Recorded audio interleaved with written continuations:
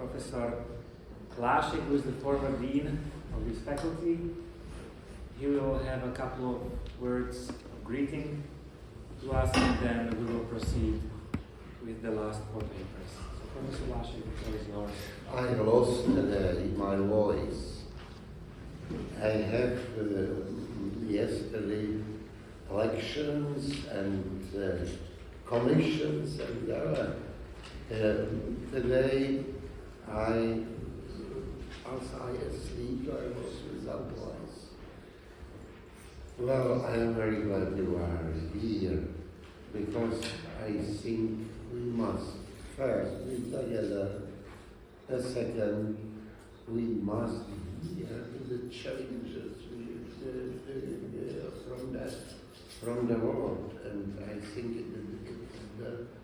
it's very important to discuss in the free atmosphere. I think you enjoy the free atmosphere. I think you are here well.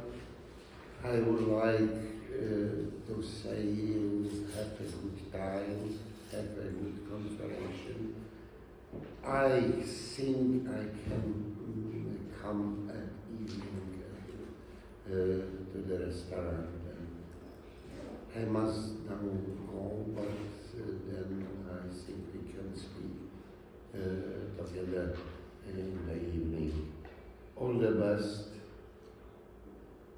and see you evening. So. Thank you. All right. We thank Professor Lászek for his warm words of greeting. And now we shall proceed with Associate Professor Katarína Valčová, and her paper will focus on the issue of the evaluation of value of human life as an ethical challenge for transhumanism.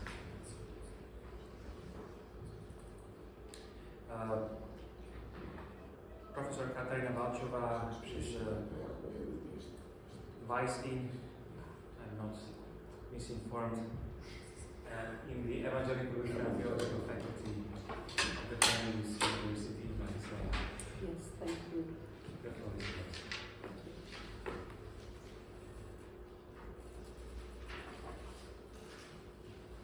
So, dear colleagues, I am happy to present some thoughts I believe might be of use and good for discussion later on. Thoughts that I ponder about for quite a long time. I am a theologian, first of all, so I will be speaking from the viewpoint of Lutheran theology.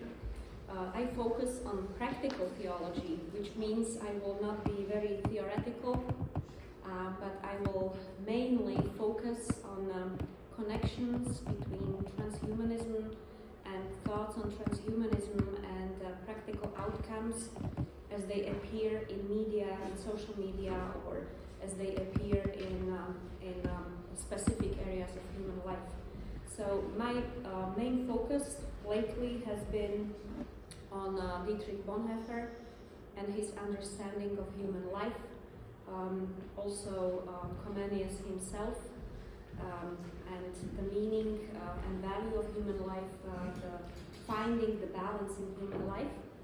These are two names that are very present in the Lutheran theology in our area, so many times we think about them, not necessarily thinking with them. So my approach is leaning towards also using these two thinkers, not today, don't worry, it's a longer project, but I will use some of their ideas. So certainly emerging field of transhumanism aims to enhance human capabilities beyond natural limits. This is something we have heard today many times. As human beings, we are limited by many means and by our own existence. These limitations are not very pleasant or happy, so to speak, for some people. So the aim is to find the ends of the limits and go to the limitless point of existence.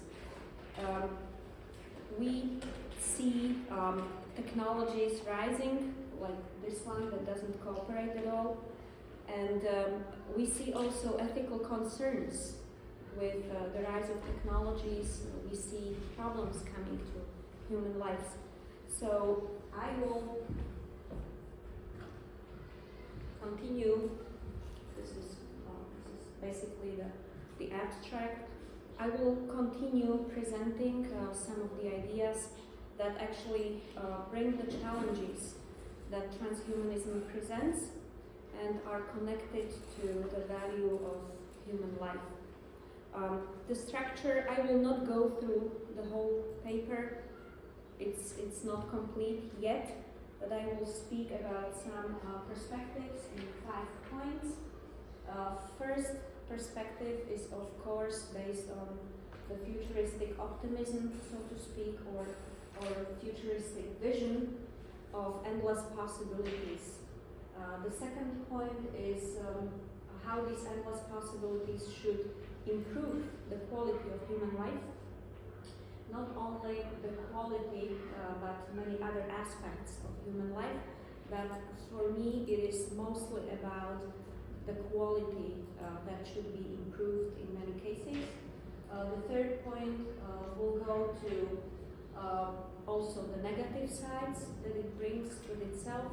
There is not only optimism, there is also, so to speak, realism or pessimism in this respect, which does not speak about stopping the process. It is impossible. It has started, will continue, but brings about the negative sides or problematic sides, so to speak. I cannot omit the theological perspective. We have heard the term human nature many times this day, and as we concluded in the previous discussion, it's not a single matter of singularity. It's a complex matter of many layers and many perspectives. Of course, theologians are discussing what is the essence of human nature, how is it connected with the image of God, Imago Dei, what does it mean for human being and their existence in the world, to live as the image of God in this world. And I will mention some of theologians, of course, Dietrich Bonhoeffer, who is connected also with the second point a bit, practical examples that went quite wrong in the history of human enhancement. And I do not have the answers, but I do have maybe more questions. I consider myself not the utopian. I am not the complete pessimist, but I like to look at things with the reality, optics of reality, see maybe the positive, but also deal with the negative outcomes. So, what are the futuristic visions and optimism, endless possibilities? Of course, we live in the times where we think a lot about the future. At least many people think about the future of the world, of humankind, of the possibilities that we have. This future may be painted in a very dystopian way, as it is presented through many movies or books. It's quite popular nowadays. But there are also some realistic voices speaking about the protection of the nature, using of the resources, and of course distributing the wealth in a justified way and to all the people as necessary, even though we know that we have to do all these things together to, so to speak, protect the world, to give it to our children and grandchildren and so on. Sometimes we are helpless, unable to do it in the short run, and we aim for a longer time perspective. But what is ever present in human history, and what is the mode that many transhumanists operate with, is not just thinking about the nature or the preservation of the lungs of the earth and things like this, but they are more focused on human being And they, so to speak, work with ever-present and ancient desire of human being, which is to have no limits to its existence. What does it mean? It can be called eternal life. It can be called longevity or extreme longevity, but mainly it is connected with well-being, health, and happiness of human beings. We can see throughout the history, in all the mythologies, in all the religions, all over the world, this idea present in many different forms. And what does it speak to us, or what is the message of it? We know our limitations, we know our fragility, we know that we live in the world that is broken, and we recognize also the brokenness of humankind in many ways. We see the uncertainty in the world, economical injustice, we see poverty, we see hunger. So what is the outcome? It is this idea, utopian idea of a better person living in a better world. It may be utopian, but many transhumanists say it's within the grasp of our hands. One of such utopians is, you probably know the page, humanityplus.org. People, Max More and his wife Natasha, who came with the idea of extropy instead of entropy.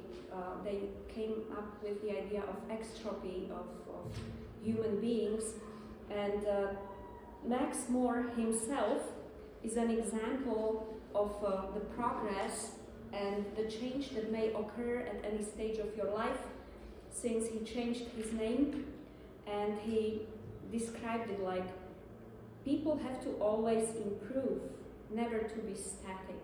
People can never be static. The change of name for him was a way of improvement, self-improvement that he considers to be an important element in what he preaches to the followers. I was going to get better at everything, become smarter, fitter, and healthier. It would be a constant reminder for me to keep moving forward. So basically, this is the motto of Humanity Plus organization, who certainly work with the idea of extropianism or extropism, which works on the principles of boundless expansion, self-transformation, dynamic optimism, intelligent technology, spontaneous order. So they started as libertarians, but since this idea is old, so to speak, they changed to the idea of open society, where people can contribute freely with this idea of better life and improvement. They advocate for ethical use of technology. Of course, they do not support the abuse of technology. They speak about wise use of technology in human favor. What does it mean? Life extension, anti-aging, extending life. So this desire to be immortal or living eternally is connected with the idea of anti-aging. Of course, you don't want to live forever if you are sick and old and suffer from many diseases. So this ultimate goal is to be reached through various ways where technology within the field of medicine can help you improve the functions of your body. Anti-aging is quite popular nowadays. It's not a matter of only transhumanism, but they closely can cooperate with plastic surgeons who will gladly help, and it's quite immediate. So they also speak about values. They support healthy longevity. They support sciences and technologies that can create a more human humanity. This is something that goes deeper than just human appearance. We may say it goes to the nature of human beings, not only to have more beautiful creatures, but to have more human beings. They do not say how to reach this goal ultimately, but they believe that by the improvement of conditions of life, somehow we can make better people, because the quality of life will be improved. The human beings will finally understand the necessity of good human behavior towards the other people. There is much more. I will not go to the details, but let me speak about some examples that went wrong. Of course, human history also notes examples of attempts to improve either conditions of life or the human being themselves. It's done in theoretical dystopia or in many novels. Maybe you have read Brave New World or have seen the series, or George Orwell's 1984. Those are quite scary examples, but in a practical sense, and which is, I think, more important to us, there has been case, and it was in the beginning of the 20th century, where many countries tried to put into practice social progressiveness, meaning well-being of the society and use of the medicine and safety nets to provide a better life for people in society. They believed that modern society enabled many unfit individuals to survive, individuals who would in earlier ages have perished. So with the improvement of medicine, we keep the life that would not be desirable to live, so to speak, in the past. And they worried that this would lead to a deterioration of the human stock, so to speak. As a result, many countries, including USA, Canada, Australia, Sweden, Denmark, Finland, and Switzerland, implemented state-sponsored eugenics programs, which infringe in various degrees on individual rights. In the United States, for example, between 1907 and 1963, some more than 60,000 individuals were forcibly sterilized under eugenics law. The principal victims of the American program were the mentally disabled, deaf, blind, epileptic, physically deformed, orphans, and homeless, because they were considered to be a weak point of the society or even a threat to healthy life in society. Of course, the example that went quite wrong is eugenics program of Nazi Germany that we have already mentioned. This use of new technologies in their era was excused or was supported by the idea of well-being of the whole society. Nowadays we tend to speak more about the individual human being and their rights. They aimed at the development of the whole society. I will not go deeper into eugenics programs of Nazi Germany, but when we now stick to the theologians, Dietrich Bonhoeffer was the one who lived through the era of Nazi Germany, and he had the first-hand experience with the problems of the Nazi regime, and he was a strong opponent of all that was happening, not only in writing but also in acting, so to speak. He was also a part of the plot how to kill Hitler. He was the part of the assassination group, and it did not coincide with his theological views, because his view on human nature and how corrupt this human nature is was very clear, and according to him, human beings who carry out the image of God cannot suffer injustice in the world. especially when you see that another person causes great suffering to other people. So his view on these artificial improvements or examples of abuse of new technologies was quite clear. For him it was sheer evil that needs to be condemned. And the only possible way for him as a theologian is the transformation of the heart, which is not possible from the human side. It's not self-improvement, it's a divine intervention, so to speak. He's not blind to human suffering. He speaks about God who understands the human suffering, because just as we spoke about human nature being dynamic, not static, and transformable, God is also a dynamic being, creative, and undergoing also self-transformation, so to speak, in becoming a human being, in human body. So we do have examples that should serve as warning for us clearly, and that should actually only pose the questions: how far is too far? And what is the real question behind this improvement of human life? Whether it is a noble goal of the well-being of humankind, or is it a private dream of some people who pose these questions because they want to achieve something themselves?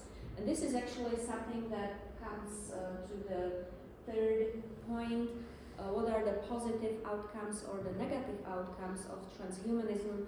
Of course, the medical use that is already in use and put to practice is undeniable. We see many people living good quality life because of the medical interventions and improvements with the help of technology. Also, of course, extension of life.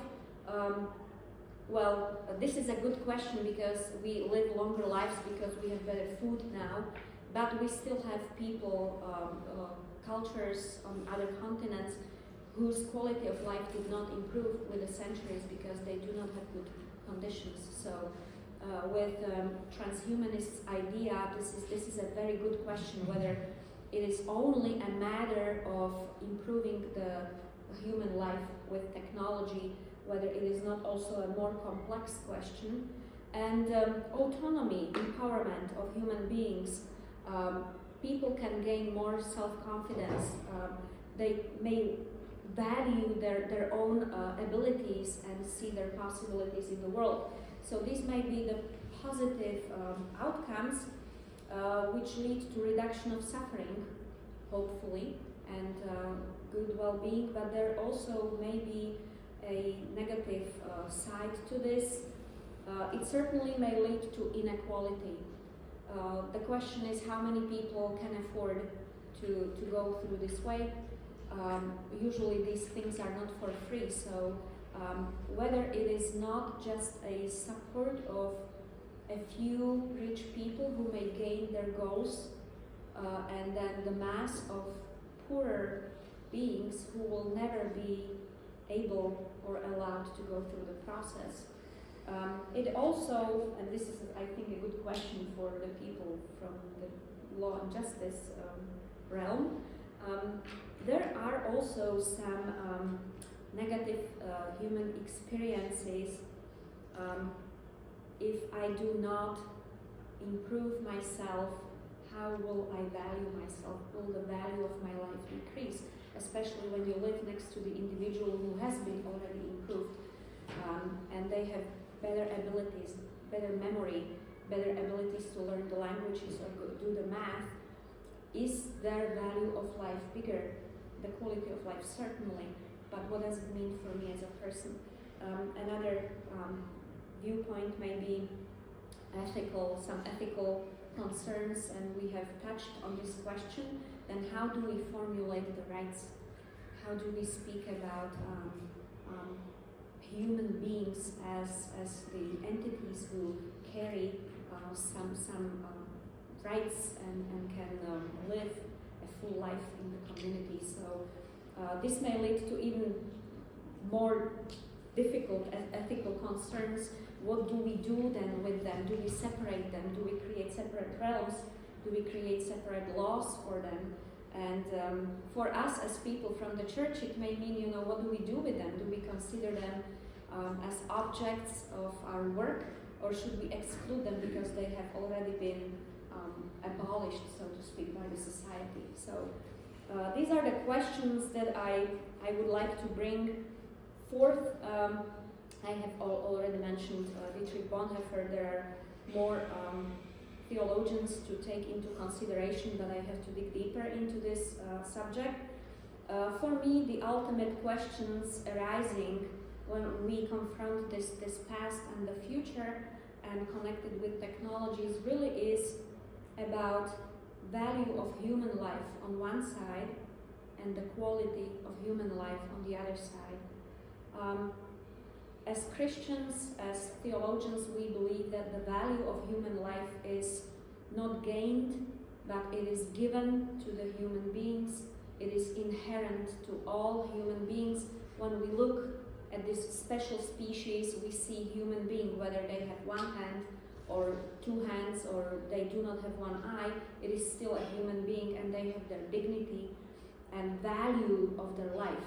But if we speak about the quality of human life, then we may see a bigger space, so to speak, for discussion, and then we may probably seek the common ground with transhumanists to really go deeper into question how to promote the idea of better quality of life for everyone, not just a few chosen ones.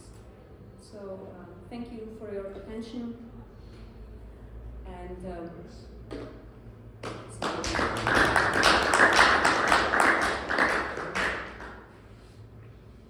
I want to thank Associate Professor Katarína Valčová for her paper, and now it is the floor for our host, Associate Professor Noemi Bravená.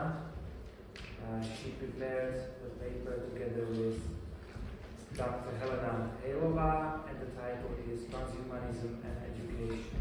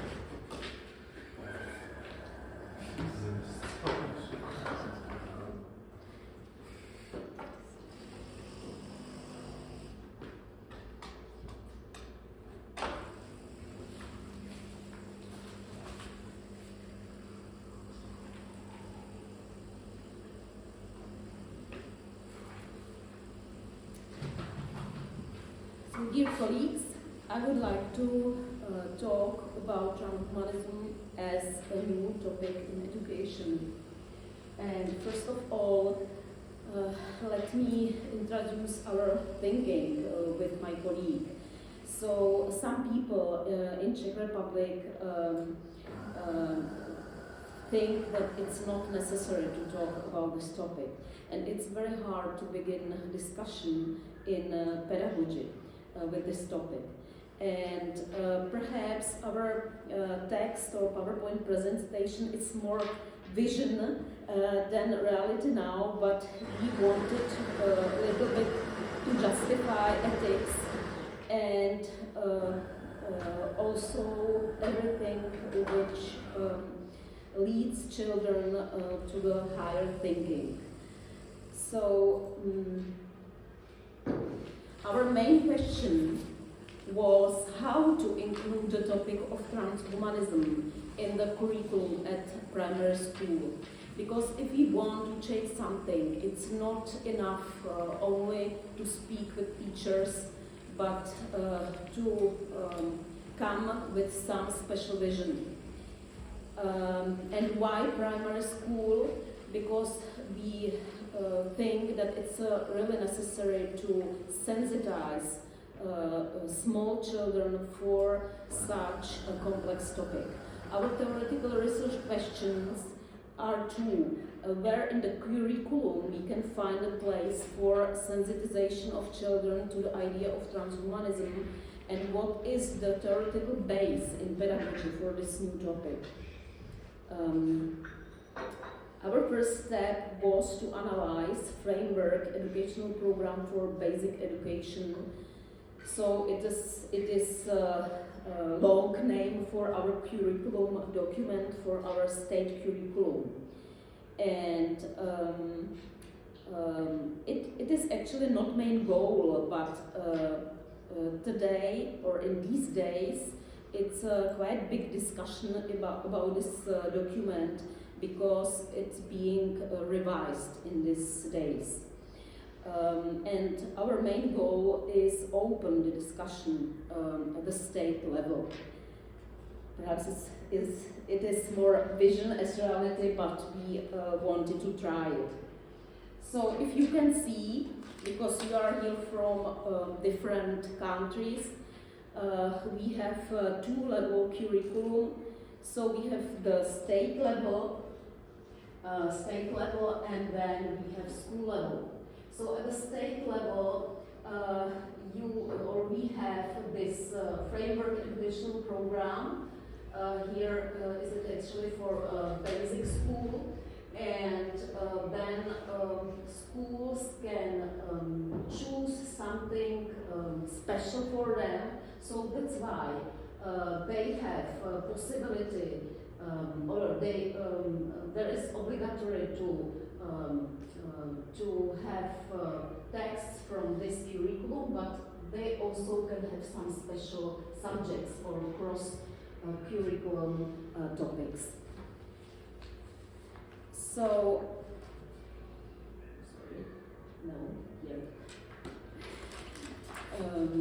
so we had these two theoretical questions or research questions. So first of all, I would like to try to bring you answers about possibilities for sensitization children from topics of transhumanism. And our PowerPoint presentation is divided in two steps. First of all, we would like to identify field for sensitization from transhumanism, and we tried with my colleague proposed amendment for revision of framework, or we can say it in another language. We wanted to open the specific discussion with this proposed amendment.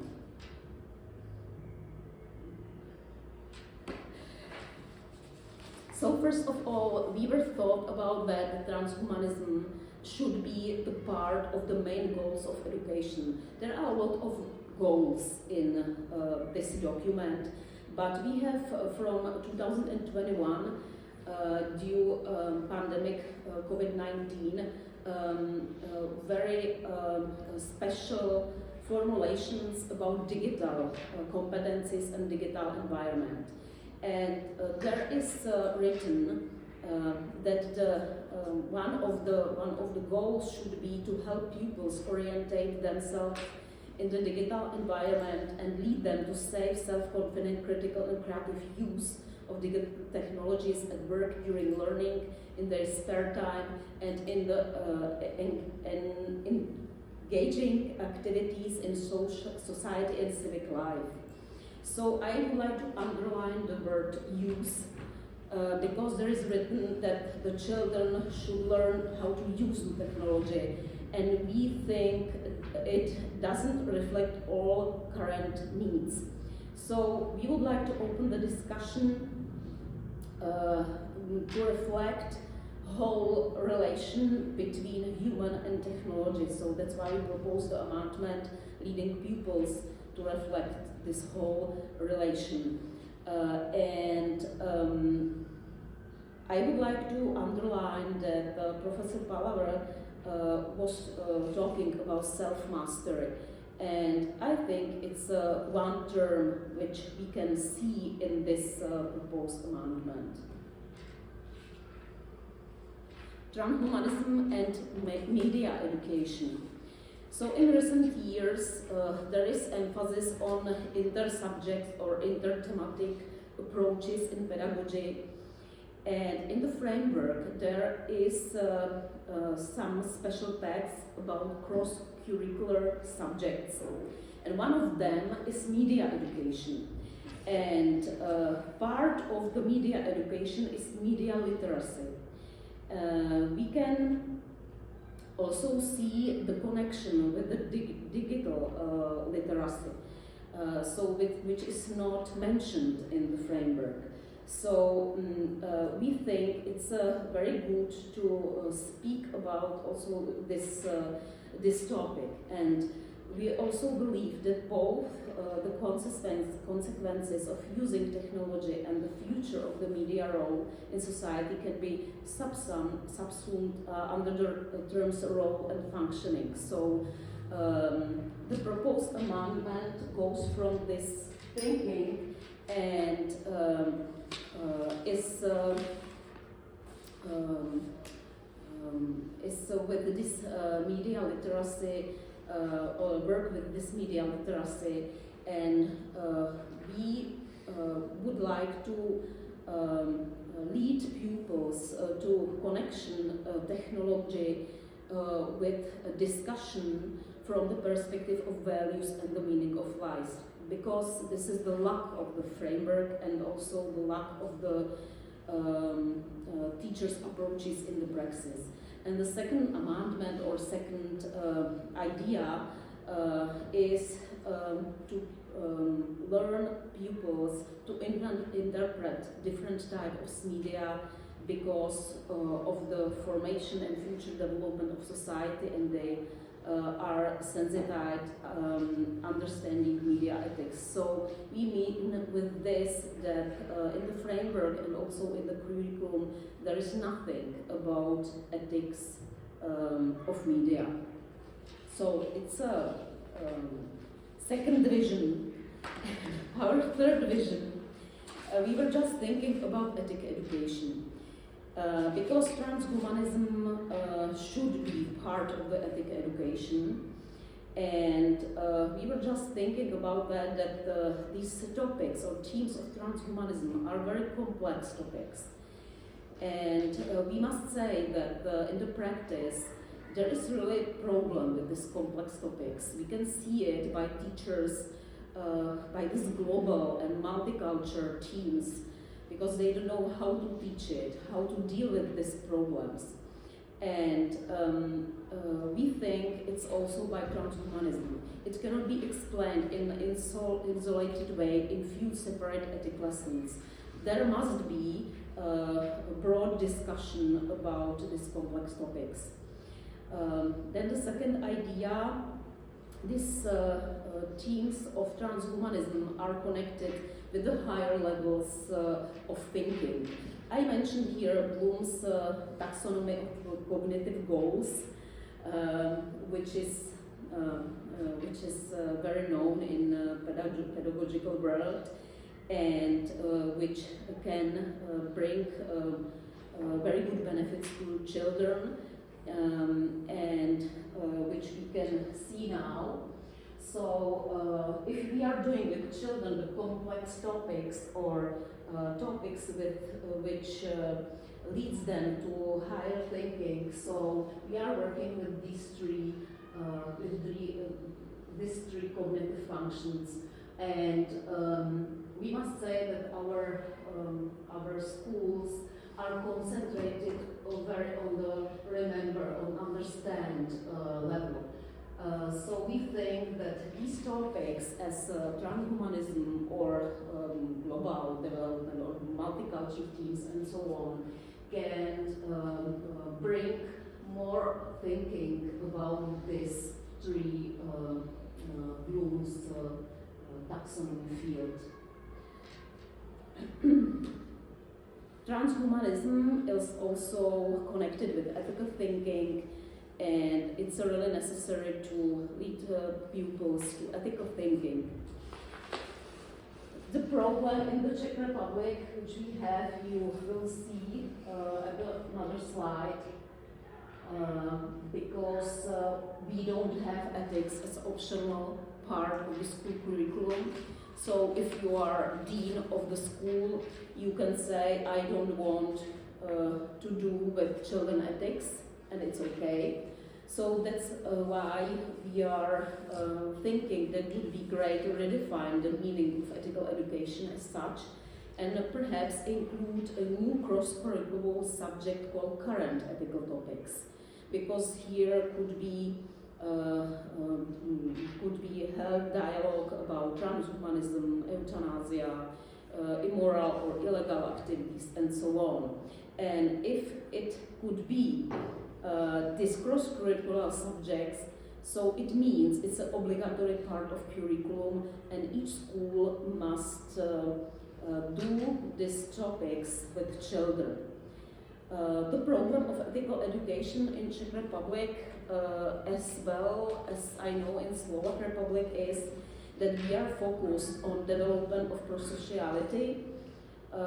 This is concept by Roche Olivar, and this is also known in Czech Republic, and it is also conception which is known, and nobody from teachers is thinking about ethics from perspective of ethical theories.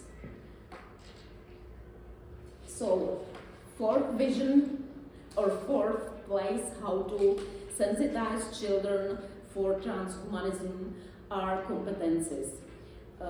We have in a framework so-called key competences, and we also hear from more side how we should develop competences, and it's quite modern in this time. And in our framework, in our state curriculum, there is one competences since 2021, and it is called digital competence. The word competence means that it is general goal of education, and it is cross-curricular. So you can win these digital competences not only in media education, but also in Czech education, math education. So that means this is something what you can achieve in more subjects.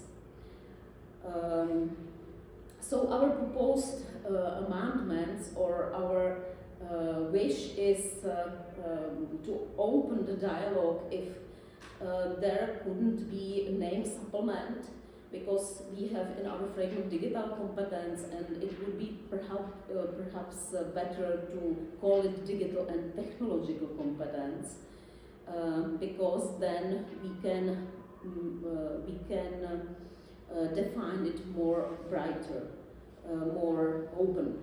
And then we have ethical suggestion or suggestion from perspective of ethics. The pupils recognize the uniqueness of a person living in a world of technology, the benefits and limits of improving the quality of life with the help of technology, and in this context is capable of technologically independent thinking about the meaning of human life. So about this technological independent thinking, you cannot read anything in framework, and also about uniqueness of person life. So we think it should be open, this discussion, how to deal with this digital competence, and how to also talk about this ethical supplement. Now I would like to go, to our second research question. What is actually, or what should be actually the theoretical base in pedagogy for this sensitizing children for transhumanism? And we would like to share with you one theory from one Czech psychological pedagogist, Zdeněk Halus, who defines 6 bases of education, because he were asking in one text what is actually the purpose of human education, or base meaning of human education. And he wrote purposes which we perhaps know very good because they are used for arguing. So first he say that somebody think that the purpose of human education is to form human resources, or to ensure economic growth, or to make possible person's career. Secondly, that purpose of the human education is enjoying life or developing competences or leading to a better quality of life, and so on. And Zdeněk Halus says that this is the wrong way how to think about purpose of human education. And that's why he is talking about education of turnover. If you can imagine this term with another term, child-centered education, but it's something more as child-centered education. And in this conception, he is talking about new concept of education, which has 4 approaches. And which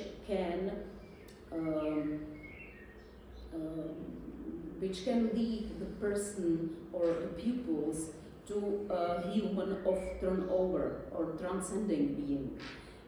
And Professor Halus see this basis for this new type of education as anthropological, ethical, conceptual, and transcending. And I would like to say that in this term transcending, he is seeing everything what is non-egocentric and what is asking people the question about meaning of humanity and its history.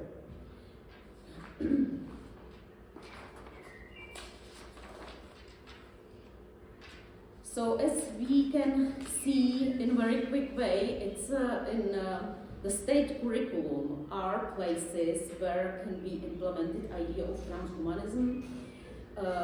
We think it's necessary to open this discussion, and it is also necessary to discuss a better connection between biblical competence, ethics competence, and media literacy, as well as religious education. I wasn't talking today about religious education because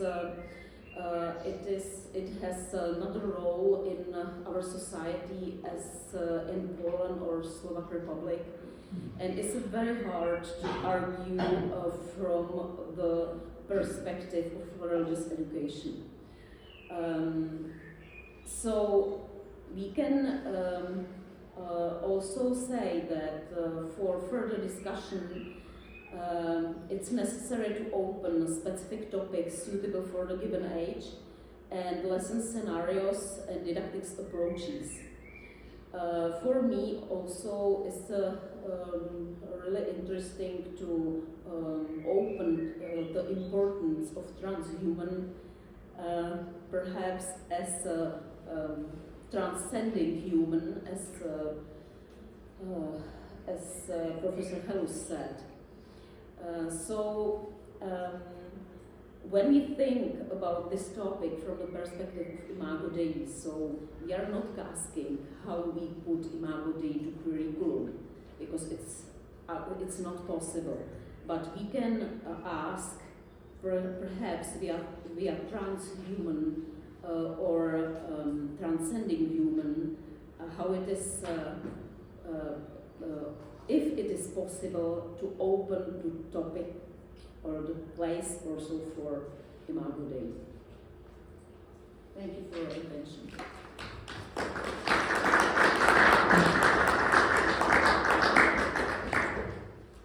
Okay, I thank Associate Professor Bravená for her paper. And the last words are given to the organizers. I don't know whether the Dean, Kamala Weberková, is here. It's not here. She apologized to you, but she could be with us at the beginning of the conference, and now she's on other place, and she gave me the paper, so I can. So let us give her the floor for her words to be. Yes. Yes. So I would like to present some words of her text.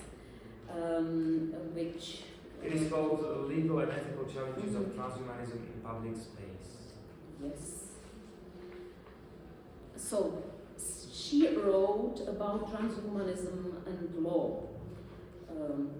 The manifestation of transhumanism are very ambiguously and rarely regulated by law, or law reflects older concepts and rarely corresponds to technology, rather it responds to current developments in the field of science and technology.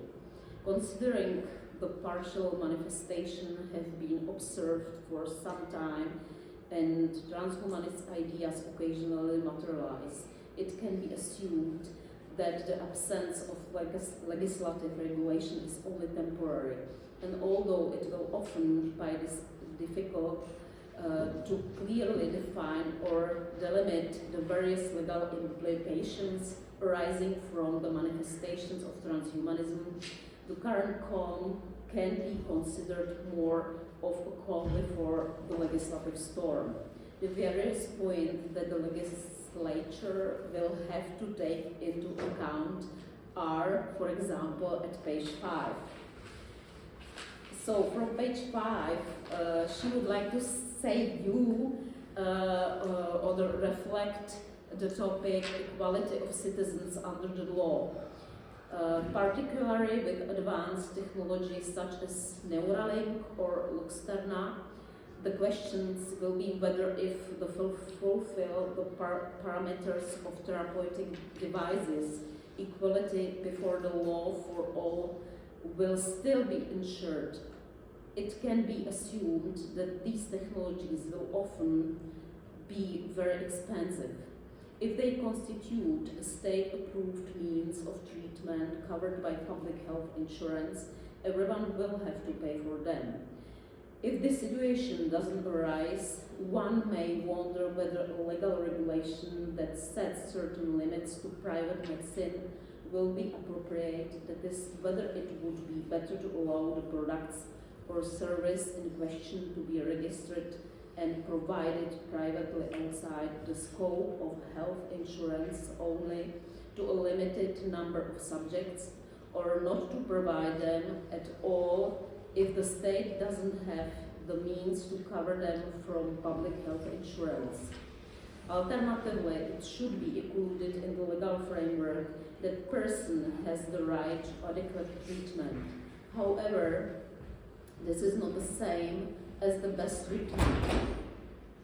In the case of widespread use of these devices, it will then be necessary to decide whether any result harm should be covered by public or private insurance if the use of a particular variable technology is a free choice of the individual. Closely related to this also for variables, not only for medical products, is the question of costs and possible state subsidization and possible exemption from the prohibition of state aid under the Treaty on the Functioning of the European Union. The issue of equality could also affect legal institutions such as social and health insurance in the probably distant future. The current criterion that motivates legislators to allow citizens to rest is reaching a certain age and the associated physical fatigue. However, if in the future part of the population were to be allowed to overcome these adversities, it would be necessary to determine what exactly should govern the pension system, or if for some reason only certain group of people could be allowed to live longer, and the legislator were to allow this unilaterally advantage, then they consider whether they should not, for example, be entitled to a pension from a later age. Equality and possible corrective to the limits of inventions. This potential inequality is to some extent corrected by the fact that some of the results of science and technology take the form of invention for which the inventor's exclusive right, that is the patent, can only be held for a legally limited period of time. After expiry, the know-how of the patent in question is generally available, and anyone who can reproduce it will be able to do so without any possible reservation by the original inventor. Although smaller players may be able to do so to some extent so that they can spread a socially useful thing to more people, even so the law is not an absolute solution. Indeed, it must be borne in mind that particularly in the case of rapidly evolving state of the art, 20 years is a very long time. It is also conceivable that those companies which after the expiration of the period in question start to produce the invention themselves will not do so at prices which are completely dumped. They will always try to be more profitable than the original inventor-producer, but their commercial interest will not necessarily motivate them to fall significantly below the amount.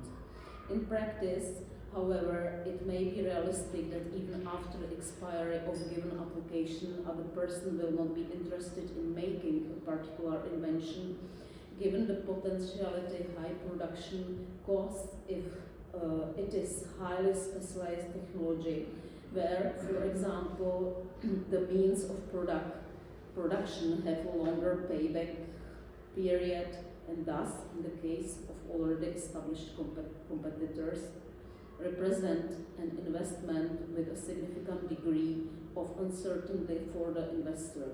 Furthermore, the situation on the patent market will be slightly complicated by EU and international regulation, where there are efforts to achieve uniform registration of inventions, determining the moments of the beginning and end of human life. In view of the aforementioned efforts to influence the conditions of the beginning and end of human life, it can be assumed that if some partial successes are achieved in this field in the spirit of transhumanism, they will have to be reflected in the legislative framework. It is already biologically possible today to bear children through surrogacy. In this sense, a surrogate mother is defined as a woman who carries a child without it being her own embryo, with the intention of becoming pregnant, bearing the child, giving birth and relinquishing her parental rights. There is no precise legal definition. The law doesn't currently regulate surrogacy in any way. According to the current regulation, the mother is the woman who gave birth to the child. The biological mother of the child has yet to adopt the child. The civil code makes provision for surrogacy in a single provision, namely selection 104 of the Civic Code, which excludes adoption between lineal relatives and transversal related persons in the first degrees, unless it is a case of surrogacy. Precisely with regard to the possibilities of procreation, which is not envisaged by Roman and Austrian law, which check civil law laws, it would be advisable to determine the exact moments from which child is considered to have been conceived. According to Article 25 of the Civil Code, a conceived child is regarded as already born if this suits its interests, and this without there being a clear consensus on what conception means. The significance of this provision is related, for example, in the law of inheritance, whether those who were eligible heirs at the time of the death of the deceased may inherit. Thus, a child must be conceived at the time of the testator's death to be regarded as an eligible heir. However, given that it is not entirely clear what reconception means, the moment of in vitro self-fusion or the moment when the fertilized womb settles in the uterus or is interested in the woman's uterus in the case of assisted reproduction, and that there may be a time lag between those two acts, it is not entirely clear whether the child is or is not her in certain cases. The question of the end of human life from the point of view of law and science is currently no easier than the question of the beginning. As mentioned, transhumanists view death as a kind of disease that should be deleted as much as possible, leaving aside the situations where death is rightly faked. What is particularly relevant from the point of view of the development of medicine in the determinate of the moment of death of the person's body is in the possession of the doctor declaring his death. Under Czech law, that is defined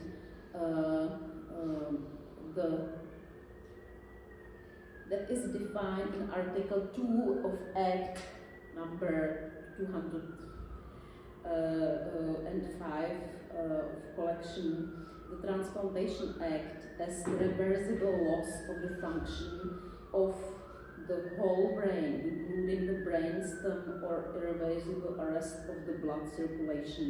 With regard to the possible of keeping the human body alive, especially breathing, scientists are considering whether the current legislation should introduce the concept of the so-called formation theoretic death.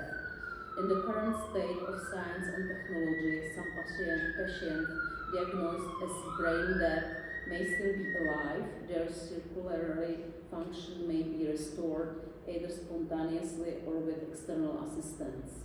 One such example is a mother who has a brain death and then give birth to a healthy child.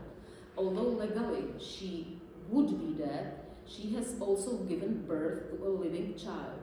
Similarly, death would need to be redefined if it were possible, for example, to transfer part of a person's consciousness via chips to other people and to think about whatever death means only biological death. The last part of the text calls ethical aspects of transhumanism. What will be the basis for selecting the individuals who will be able to acquire the technology? Will this distinction between normal and enhanced people be determined by wealth? Will there be a lottery, or will there be enough for everyone? Should the state regulate these technologies if they would cause significant inequalness between people? Will equal rights be maintained for all? Is transhumanism contrary to the laws of nature? Cummings quotes John Paul II's encyclical Veritas Splendor as follows. John Paul II rejects tendencies in moral theology that lead to relativism, subjectivism, and individualism, which are seen as undermining the universality and immutability of the mortal commandments. Although Pope John II probably did not consider transhumanism in spare, his insightful teaching in his encyclical easily fits some of the issues underlying transhumanism, especially to the extent that transhumanism is characterized as part of man's tireless search for knowledge in all areas. Of particular note is a paragraph that urges the reader to carefully consider the proper relationship existing between freedom and human nature, and especially the place of the human body in natural law. Thank you for your attention.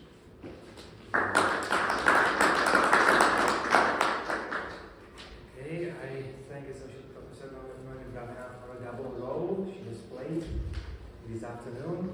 And last but not least, the head of the ground project, Professor Michal Valčo, with his closing paper titled Transhumanism as a Techno-Gnostic Challenge to Theological Anthropology. Thank you, Mr. Chair. You have all been very brave today and very patient with all the papers, all the presentations. I realize it's getting late, and this is the fourth paper without a break. So I will be brief. I promise, as brief as possible.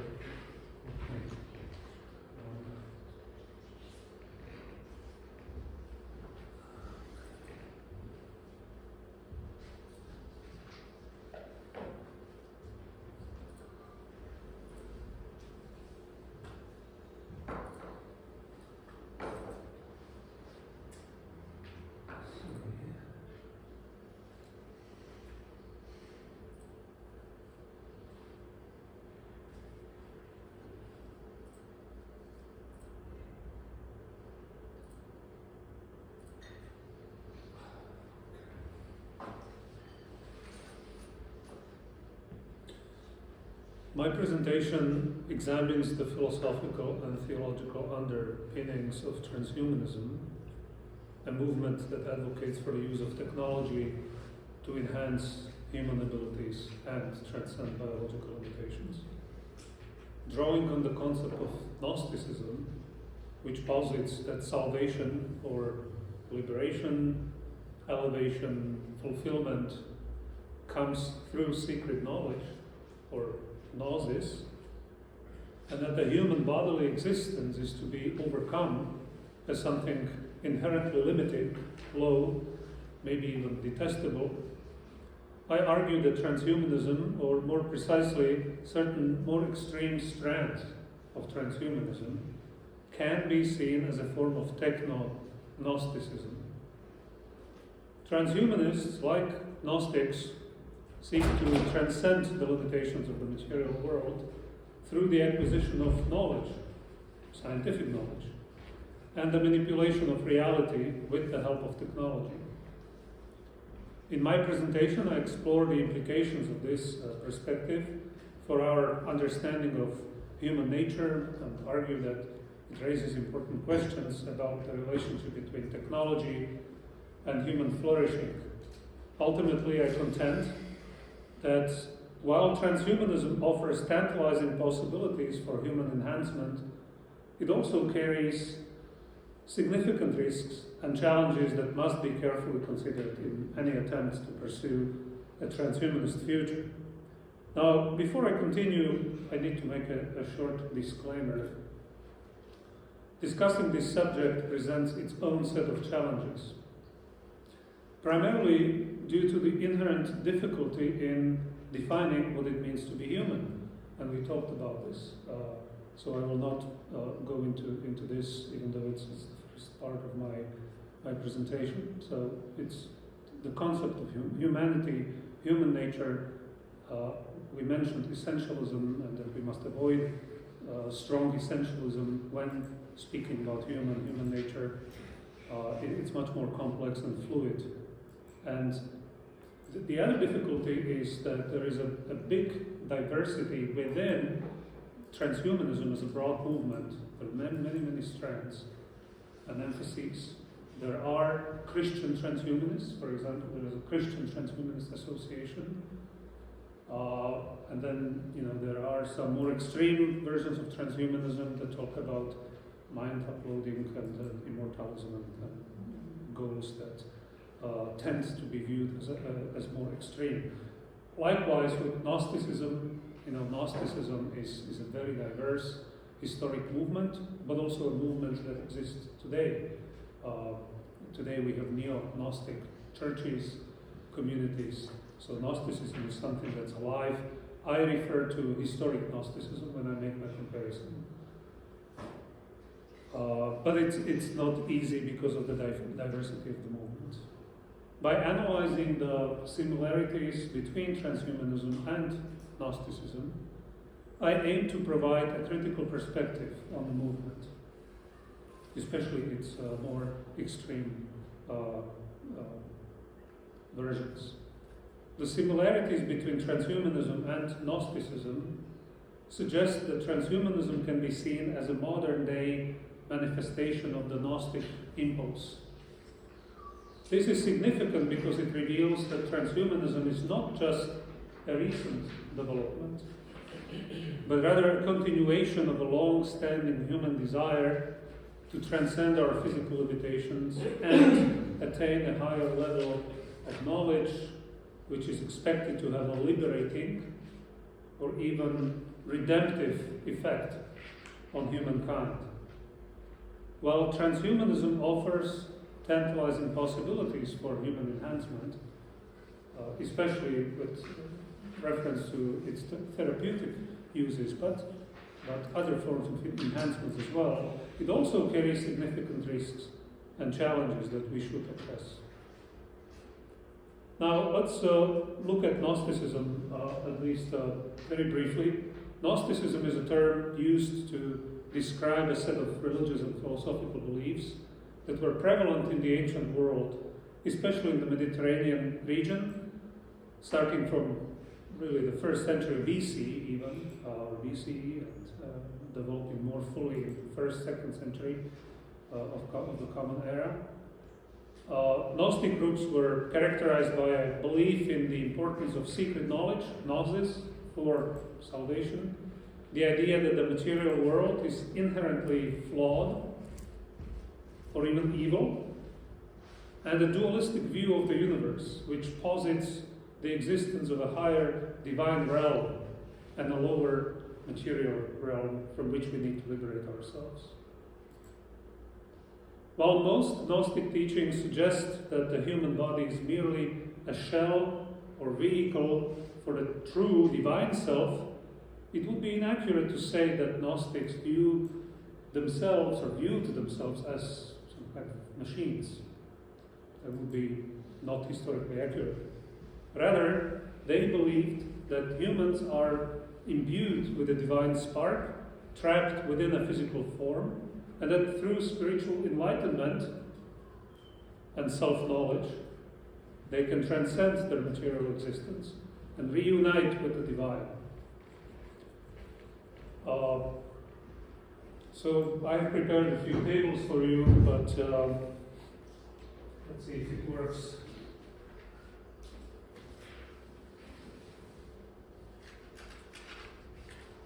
This is table 11. I'm not sure how much you can actually see because the script is a bit small, but you can see a rich variety of Gnosticism, main beliefs, emphases. I can provide these tables to you if you are interested.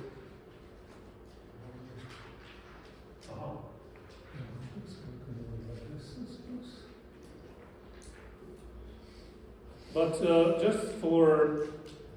just to summarize, these key proponents of Gnosticism, they all shared a belief in the importance of secret knowledge for salvation and a rejection of the material world as inherently flawed. They all believed in the possibility of transcending the limitations of this earthly realm and achieving a higher state of existence through the acquisition of secret knowledge.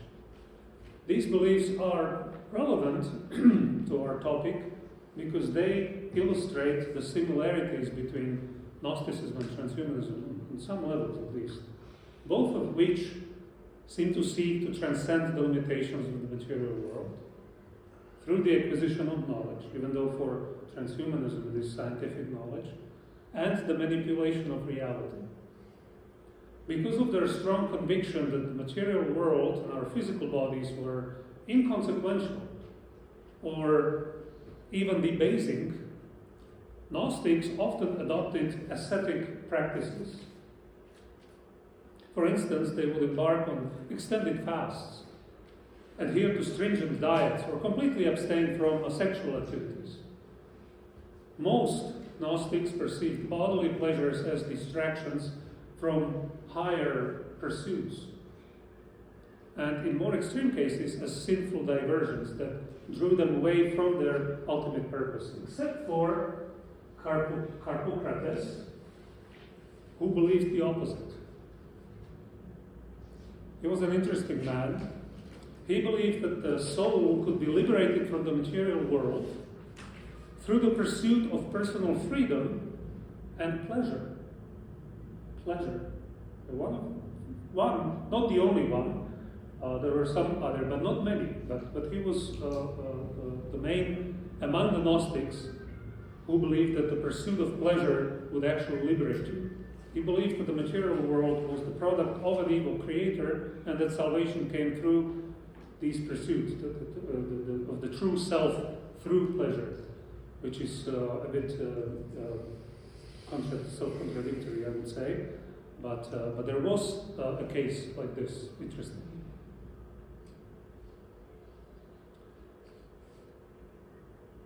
Okay, let me switch to my presentation.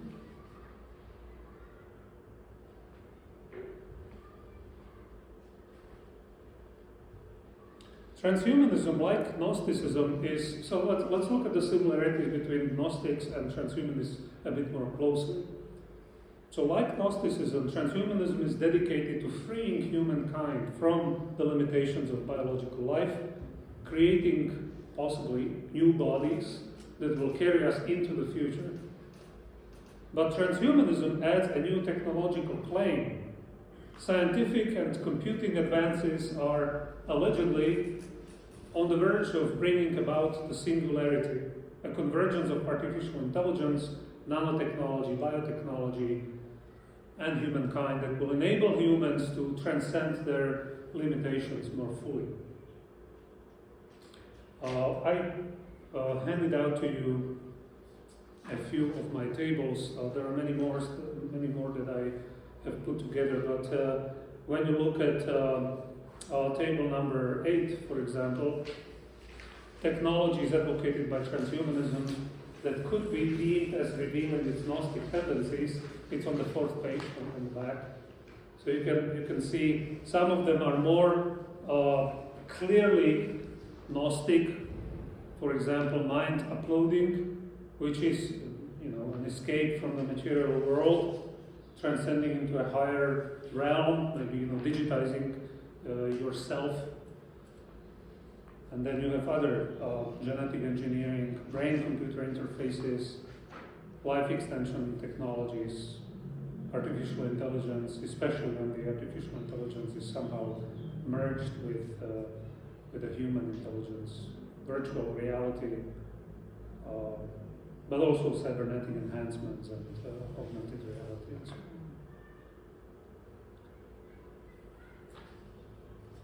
So these transhumanist goals and technologies ought to usher humanity into a new era, a better era, where we can get rid of these unnecessary biological limitations.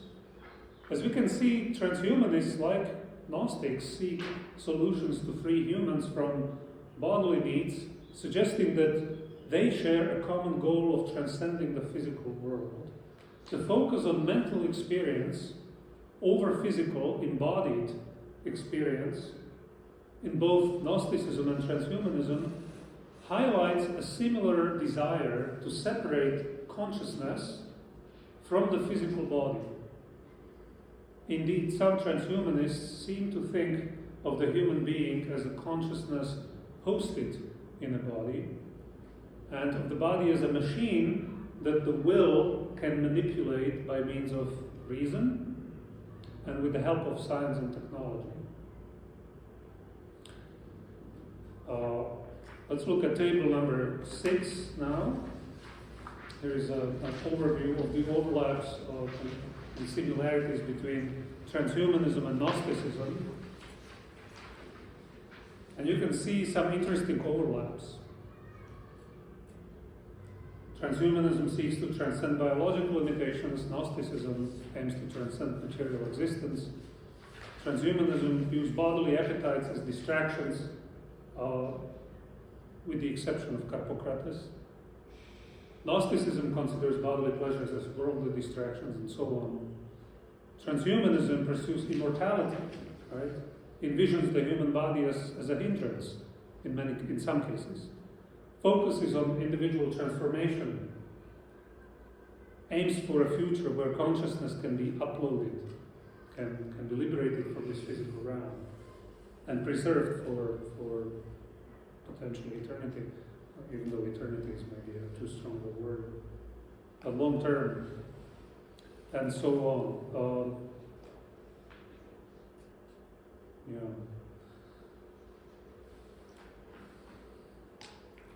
The techno-gnostic type of transhumanists foresee a future where every aspect of human interaction, including pleasurable things like sex, could be digitized or digitally simulated. They believe that technology will render physical touch obsolete, as digital simulation will offer the same levels of pleasure and intimacy. Now, not all of them say these things, right? But again, some who have more techno-gnostic tendencies. Let me give you a good example. István Zoltán, he was mentioned here before, originally from Hungary. He has written some interesting articles published them online. So one of them talks about sex, and here is a quote from István Zoltán. Mammals use sex as a means to generate offspring, to experience pleasure, and for bonding with partners. That's what mammals do, right?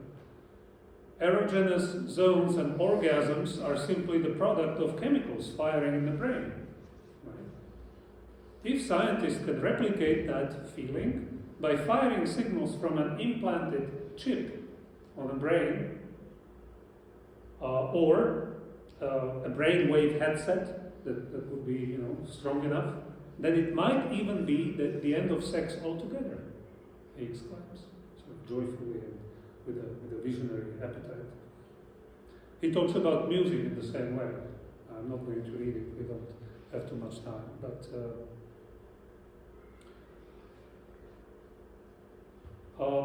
we can also talk about transhumanism in religious terms, since transcendence of the mundane, a core animating concern of religion, drives much of the transhumanist agenda as well. There seem to be 4 main points of overlap that contribute to the parallels between this emerging quasi-religion of transhumanism and traditional religious narratives of redemption, especially when it comes to redemption. So, there is this escapism, that's the first point. Transcending human limitations, getting out of this world, the confines of this material world. Secondly, the pursuit of immortality, which is central both to transhumanism and many religions. Thirdly, the concept of gnosis or knowledge as a means of achieving a higher enlightenment, spiritual enlightenment. This is also mirrored in both. And lastly, and I think this is the most important one, is the notion of redemption, of creating a new redemption narrative, which has strong religious connotations or characteristics. In Christianity, for example, redemption is achieved through faith in Jesus and his sacrifice, while transhumanism envisions redemption through technology's capacity to eradicate suffering, disease, and death. These parallel narratives reveal an innate human desire for salvation and the alleviation of suffering. So, transhumanism, what I mean by this is we should not be confused, or we should not,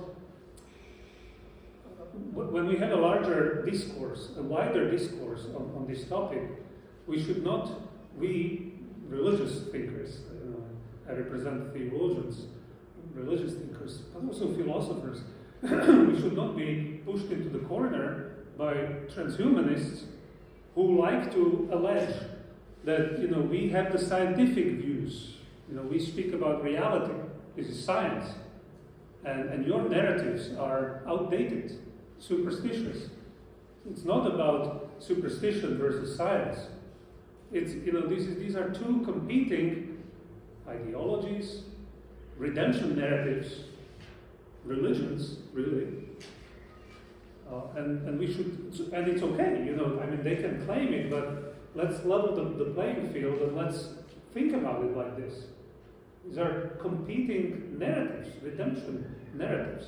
It's not pure science, objective, unquestionable almost, versus superstition. It's not like that, I think. When it comes to assessing the legitimacy of transhumanist goals, it can be argued that the legitimacy of transhumanist goals is derived directly from their view of nature, of reality, and consequently the nature of humanity. What do I mean by that? Transhumanists often adhere to a materialist and reductionist view of reality. This is their sort of immanent frame outlook on reality. This outlook posits that the world is essentially composed of physical matter and that all phenomena can be explained through the interactions of these material components. This understanding extends to the nature of humanity as it frames human beings as complex biological machines whose cognitive, emotional, physical traits, even spiritual fantasies are reducible to neural networks, genetic codes, physiological processes, chemical reactions, and so on. But are they? I think we should question this presupposition. By embracing this materialist and reductionist perspective, transhumanists contend that human nature is not fixed or immutable, but rather subject to modification and improvement through scientific and technological means. This belief in the malleability of human nature forms the basis for transhumanist goals, which aim to enhance our capacities. But this has far-reaching implications, ethically, philosophically, theologically, obviously. But I'm skipping some sections here. But I want to emphasize one more thing. By emphasizing the capacity for human improvement through technological means, transhumanism may inadvertently contribute to a culture of perfectionism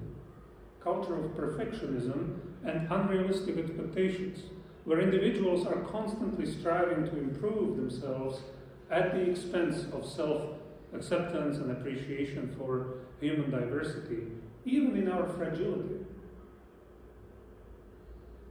Because this will no longer sort of be the option, right? If I can design my babies, if I can even sort of remake myself, everybody will want to be James Bond, right? Or Superman or whatever. So, what does this culture of perfectionism mean, if we can achieve it?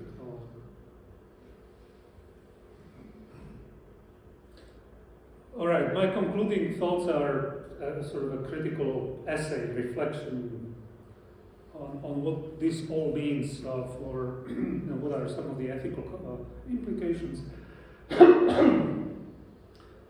I think that transhumanism in these more extreme forms, so I'm not speaking broadly about all aspects of transhumanism, but in these more extreme forms, I believe that transhumanism emerges as humanity's audacious and utopian endeavor to attain paradise through our own ingenuity and determination.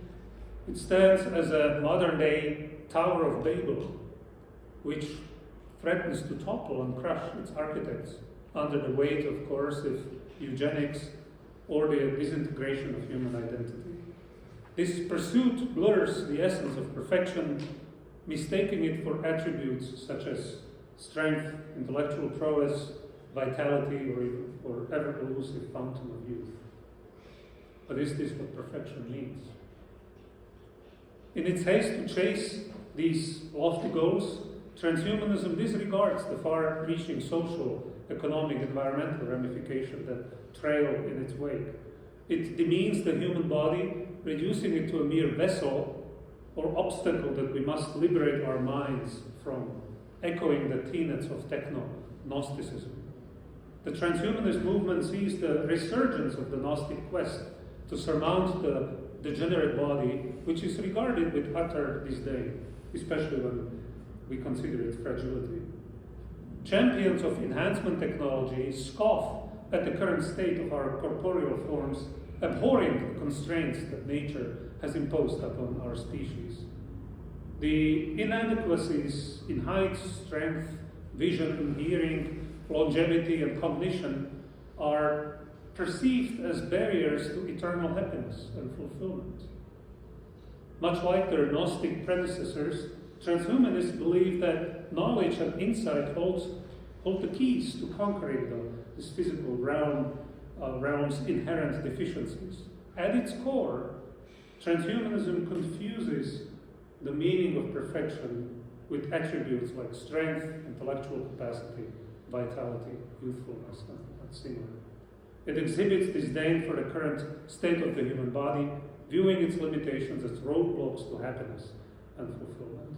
This contempt for the human condition echoes the beliefs of the Gnostic tradition, which sought to overcome similar deficiencies. Should the fervent proponents of transhumanism have their way, a novel species of technosapiens will arise, heralding a brave new world. The vast majority of the population, mired in ignorance and bewilderment, will either be shepherded by the enlightened few towards a utopian existence, or be left to flounder in their naivete, I'm afraid. The crowning achievement of this Gnostic odyssey will be the capacity to transfer the human mind into machines, allowing us to overcome the body entirely and dwell in a transcendent cyber nirvana, unshackled from the chains of nature, time, and history. But I wonder if this is the best vision of future that humanity can think of. I really wonder. I think that transhumanism poses significant challenges to traditional human values such as mutuality, human mutuality, interdependence, solidarity, empathy, human empathy. Since I experience my fragility, I know what it means to be fragile, to suffer, to have pain, right? So I can empathize with you when I see that you suffer. But if I don't have this bodily experience, am I still human? Does my intelligence make me human automatically? And is this a future that I want? So this emphasis on individual enhancement and the pursuit of immortality may lead to prioritizing individual desires over communal well-being, resulting in a lack of empathy and a disregard for the interconnectedness of human beings and humans with nature as well. Therefore, I think it is crucial to assess this very critically. The last idea is the notion of happiness. I think the notion of that happiness comes with wisdom, which involves living within limits rather than transcending them at all costs. At all costs.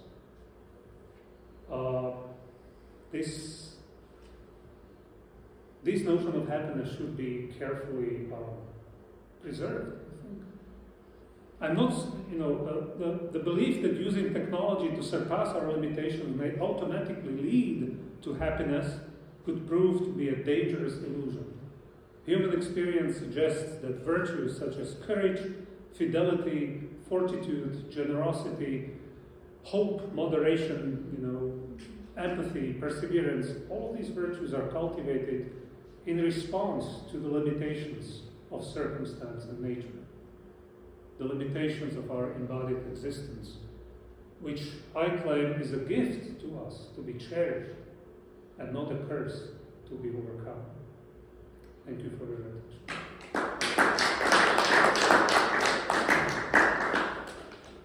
I want to thank Professor Michal Valčo for his thought-provoking, inspiring closing paper in this panel.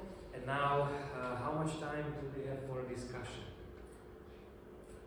So it's until so it's, I don't know when they expect us for dinner. the dinner is about 7 o'clock. Is that or? So we have time. And how long does it take to get there? Half an hour at least. Okay, so But we need another 15 minutes to go to the hotel. 45 minutes. Discussion. So let's have a, I would say, we have an hour and some 30 minutes plus, so let's have a 20 minutes discussion, maybe up to half an hour. Okay, the floor is open for anyone participate. Want to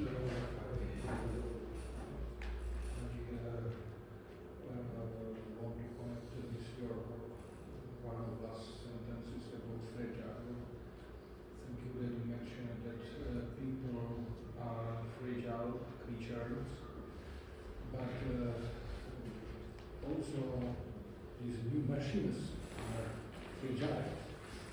And what is a pity that transhumanists don't consider these machines as fragile creatures. Do you think that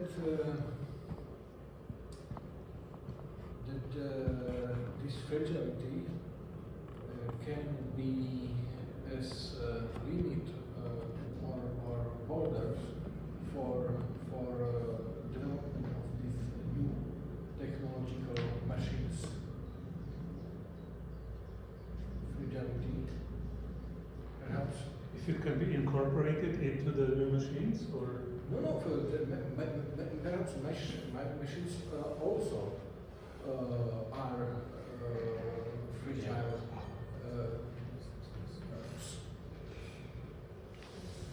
And I think that the fragility of machines can be could be border for developing these new machines, new artificial intelligence machines. So are you saying that the machines should somehow, or the artificial intelligence should realize that it too is fragile, Yes. and that fragility is not necessarily evil? It's not necessarily. It's something what could inspire to development in some way. But this wisdom comes from human experience of embodiment. The AI or machines do not have it. Well, Yeah. the machines, robots maybe because they are physical. Yeah. They have physical limbs. I'm not sure how But we have experience that we have some machine for 5 years and then we changed because it is not good. It is not good, these machines for new conditions. And I think that this is fragility of these machines. Yeah. No. You know, but I am afraid that the machine thinks differently. You know, it thinks in terms of efficiency. Yeah. How do I achieve a set goal in the most efficient way? There is this famous story of unintended consequences when, you know, let's say that a person has this super evolved AI and it gives him the task, make me the richest person on this planet. And the AI kills everyone else. Yeah. And so he's the richest person on the planet, right?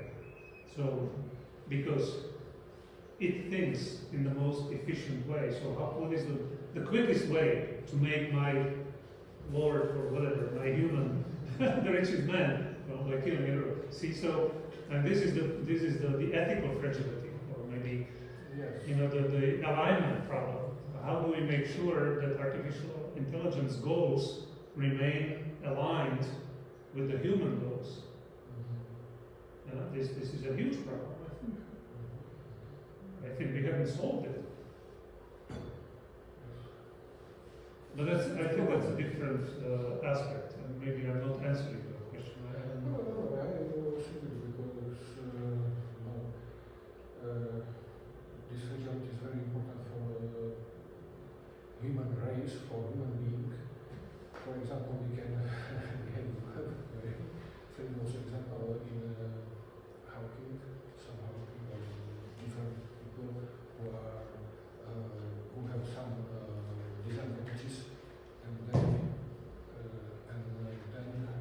they use their own power to develop different skills.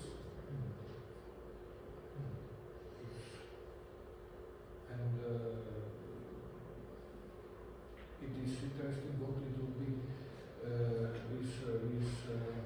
with machines if they will have conscience and they will be and they will have knowledge about their fragility. Perhaps they destroyed themselves because they are fragile. Can they commit a suicide?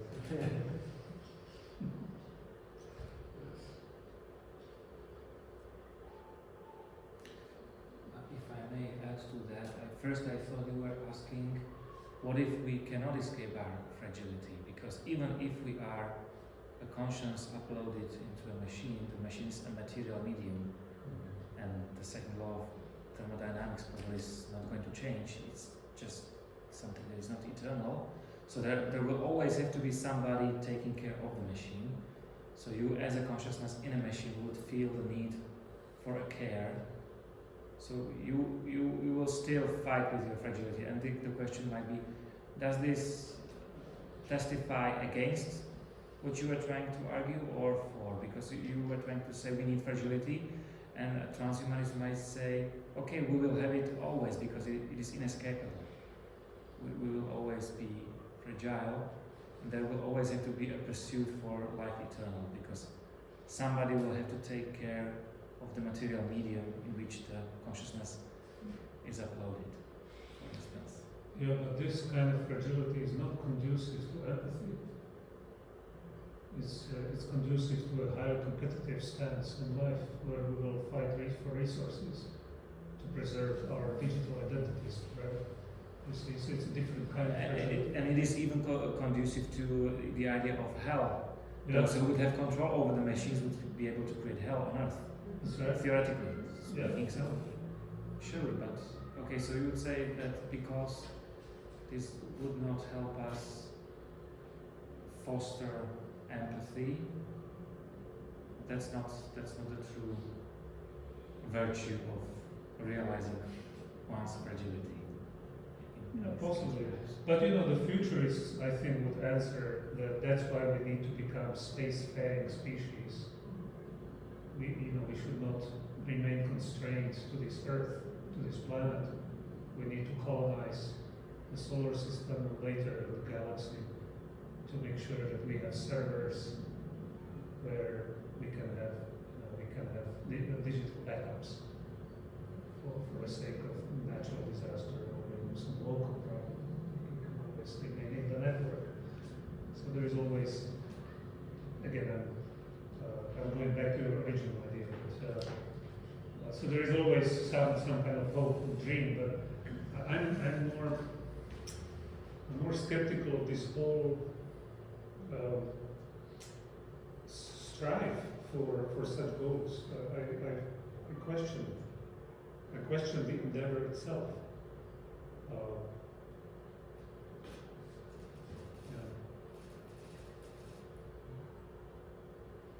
But isn't there also a danger in the other side? So I sometimes think about the transhumanists go for eternal life and longevity, and we theologians say this is bad. We want to die as quickly as possible. So there is this, I mean, there was a little bit of discussion during the pandemic. So why do you make such a noise? There will be people dying, and the elderly people just died 2 years earlier than they would die anyway. So what about the whole fussle and so on? There is at least in the Jewish tradition, Christianity is a little bit more problematic. In the Jewish tradition, there's a very strong emphasis on life. And I don't think we should give that up. And that makes us in some way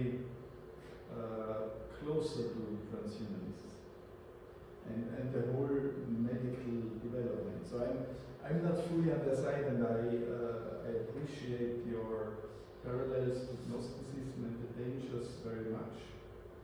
So, but on the other side, I'm very careful that we do not too quickly say religion means to celebrate death. I mean, one of the Austro-Hungarian or European writers, Elias Canetti, was always fighting against religions, because he had the feeling at that time that religions make death just an easy thing, or they say, don't worry, we'll be in heaven, and so die, and so on. And that I think is a bad attitude. So it's very difficult.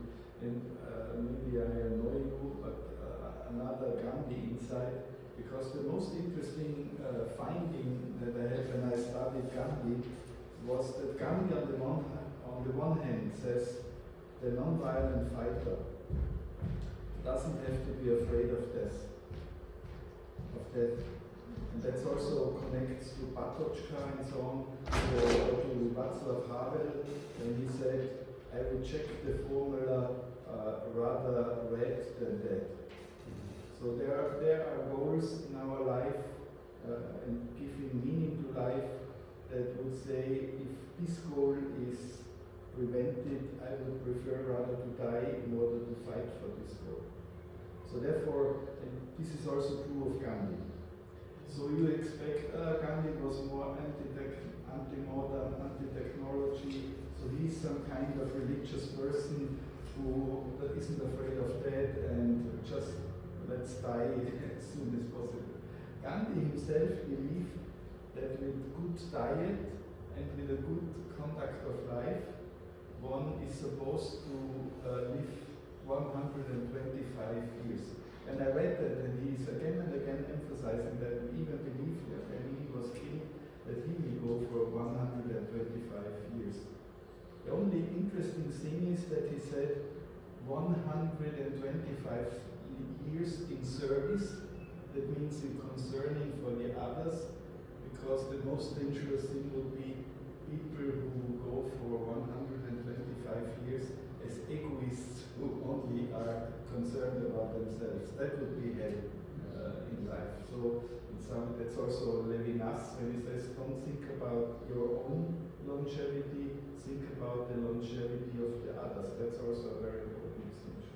It's just, I'm struggling for a couple of years with these questions, and I don't want to celebrate death, but I also do not want to obliterate it or say we have to go away from it.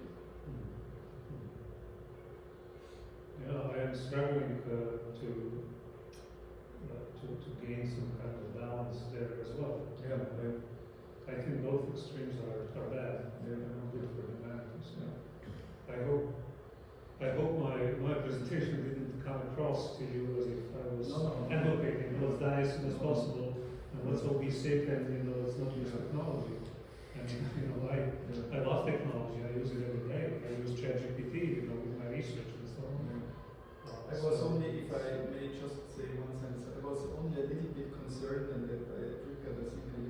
discussion when you said we only have empathy when we have our fragility.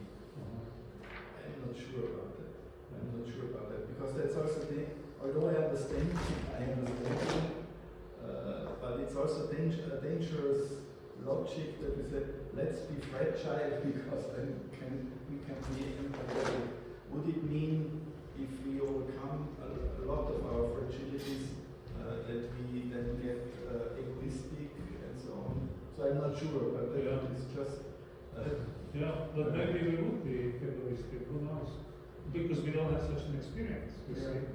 Our common human experience tells us, informs us, that because of our embodied existence, embodiment comes with necessary fragility. I can cut myself, I can break my arm, I can get a disease, I age. So this kind of fragility of life is both a burden. Vulnerability. Vulnerability, fragility. No, but I wouldn't say that vulnerability is fragility now. We would have to discuss the distinctions more precisely. But you know what I mean. So I mean a normal human embodied existence, which comes with this experience of vulnerability. Okay?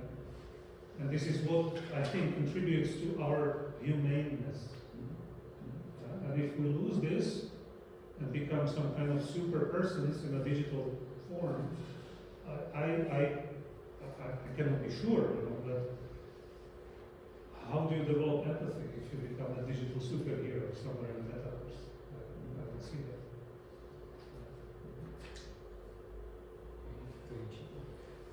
Maybe some thoughts about the connection between fragility or vulnerability and perfectionism. Because these phenomena are intertwined. I think the fragility, the perfectionism derive directly from fragility, because the longing for perfection comes from the imperfection. You think of yourself as fragile or vulnerable, you think yourself as something deficient, and by this input you strive for perfection. And there is some correlation between the various levels of this fragility and variable perfection. If you are very fragile, you would have longing for more and more perfection. So this quest for perfectionism didn't come from transhumanism, it comes from our humanity, from our fragility and vulnerability. And I oppose this view by saying that transhumanism, by human enhancement, does contribute to stopping this perfectionism movement. Because when you are less vulnerable, you automatically didn't strive for perfection. You strive for less perfection. I agree that transhumanism is not the source of this drive for perfection. It's an innate human desire, it's a drive in us. I think ever since the dawn of humanity, so I agree with that part. Where I differ with you, or from you, is I don't equate perfection with invulnerability, which you seem to do, and which many transhumanists seem to do. See? And this is where I find the problem. I don't think perfection means to be invulnerable, in a sense. I tend to look back at Aristotle or Jesus or some of these more spiritual teachers who teach us that the perfection includes human relationships, the ability to love unconditionally, the willingness to sacrifice oneself. So in my view, to live a perfect life, to be perfect, as a religious, as a Christian, I look at Jesus. And he embodies perfection by embodying truth and love in the right kind of mix. So, for me, there is only one transhuman, one full human, and that's him, because he embodies this perfection. But it's a different kind of perfection. So, I agree, let's strive for perfection, it's normal. But I really doubt that the way most transhumanists define perfection in terms of invulnerability and longevity and so on, I doubt that this is the right definition of perfection, and I even more doubt that this kind of perfection will bring us true happiness and fulfillment and long-term sustainability within the ecosystem. This is what I take an issue with. Well, I only use the notion of perfectionism like you used when you criticized it. So we now came up with another notion of perfectionism, which seems to me that it is idealist. That perfectionism isn't bad at all. With this, for the sake of discussion, you just now mess two different meanings of perfection. Two meanings of perfection. Yeah. I was quoting the transhumanist vision of perfection, and that's what I was criticizing there. So this is why I used the term in the previous way. Yeah, so I just wanted to. But now I say perfection is not invulnerable. I disagree. Another discussion. I just wanted to show by my argument that this correlation, this transhuman notion of perfection, is paradoxically by the human enhancement diminished in certain levels. There is no so much striving for this type of perfection when you are not so vulnerable like you was in the previous. It was all to say.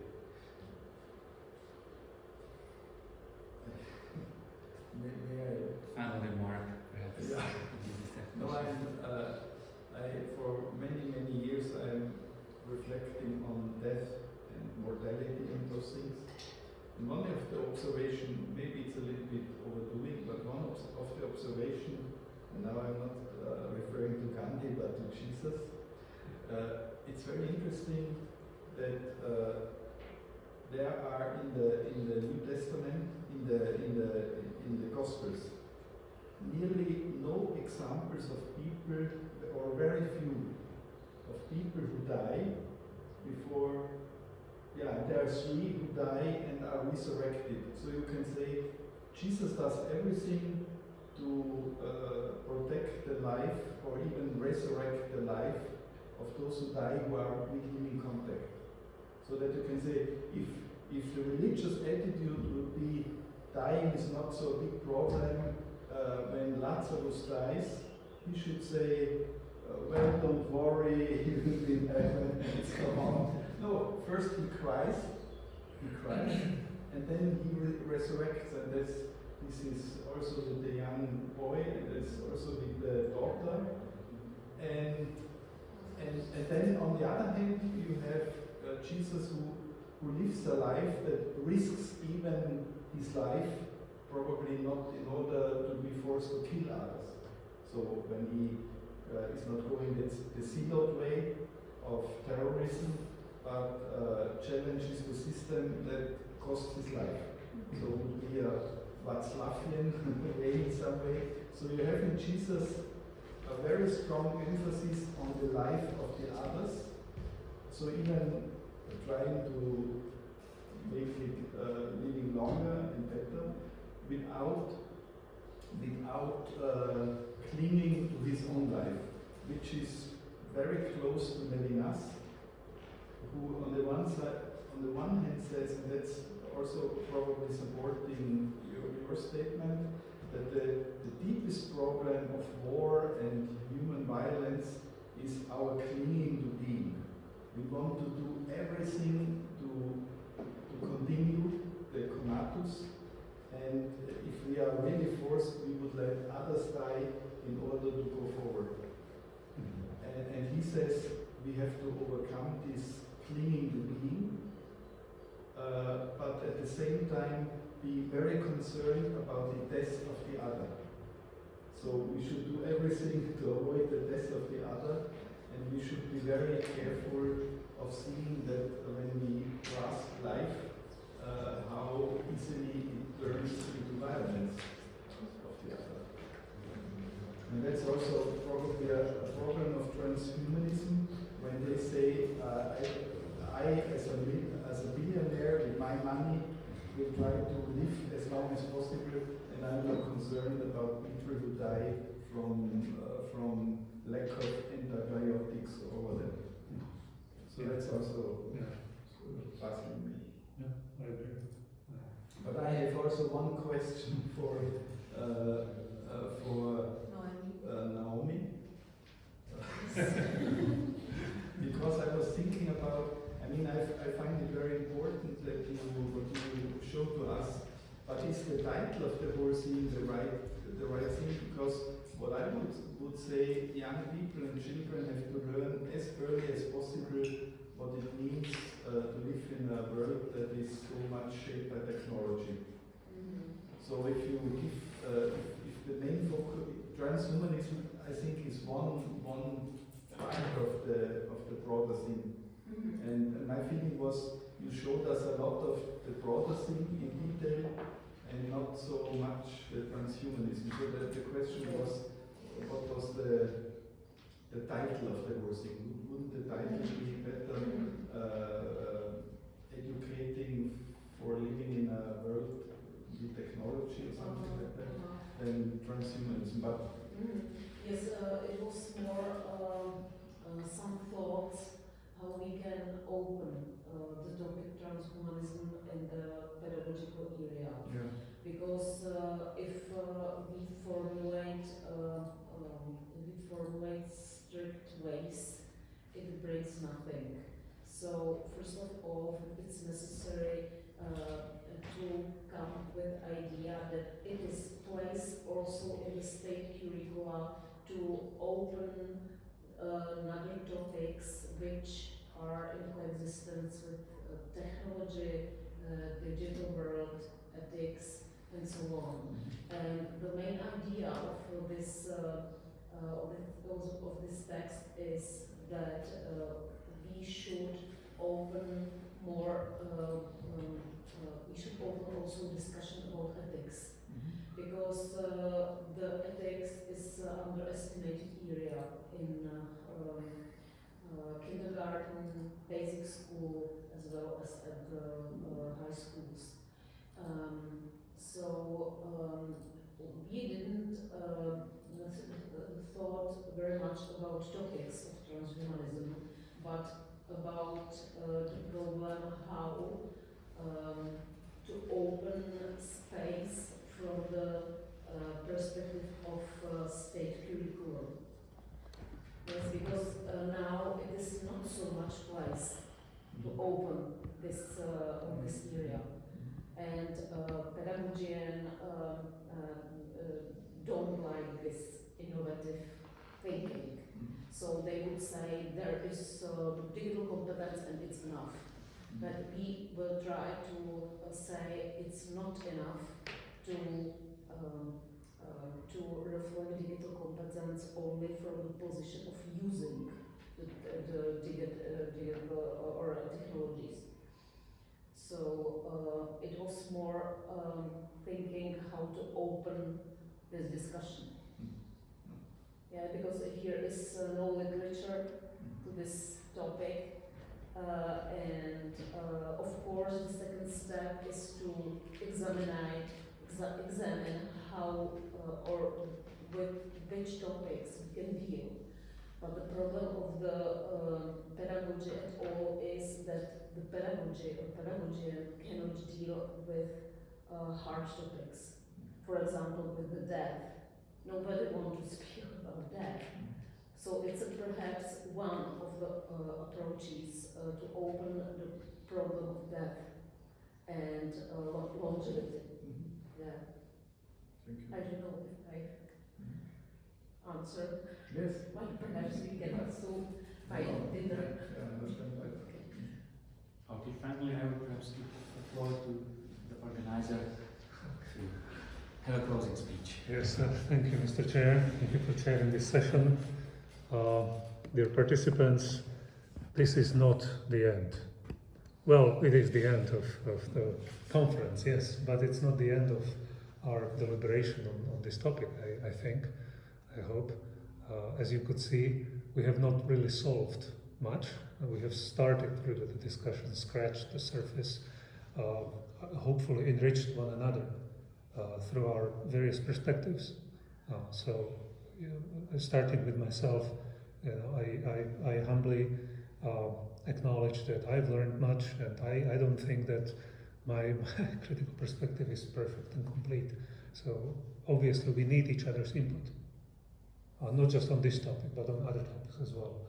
So I'm very grateful to you. Some of you have traveled overnight from long distances, and you have many other obligations, yet you made it a point to come, to invest your time and energy to give your papers and to listen to the papers of others. For that, I really thank you. Again, I want to express my regret that some people who really wanted to join us could not, or they couldn't stay the whole time. But such is life. We take as much as we can. So now I invite you to our informal program, because the formal program may be at an end, but we have some good things ahead of us. And but for that, I will ask Noemi to tell us how to proceed. So you need to do some cleaning. We can help. We can help you carry some things, and then we need to go to the hotel. Help me if you are going to your hotel.